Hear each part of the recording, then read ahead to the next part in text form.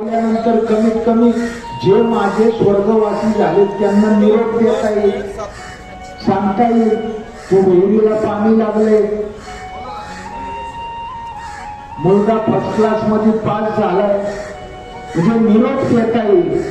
म्हणून स्वप्न अपूर्ण राहिलं लक्षात घे, तीही त्याची इच्छा अपूर्ण राहील. कारण समुद्राचं पाणी जर गोड केलं, धरणावरून पाणी आणावं लागलं नसतं. लक्षात, समुद्राचं पाणी खारच राहील. आणि तिसरी इच्छा रावण, त्याच्या सुद्धा इच्छा अपूर्ण राहिल्या तर तुम्ही आम्ही कोण? लक्षात, मार्ग करू, भक्ती करू, तसं नाही. लक्षात, कारण आपल्याला मृत्यू केव्हा येईल?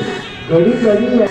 आपल्याला जो जन्म मिळतो तो जन्म कशामुळे मिळतो? त्याला 3 कारण आहेत. जो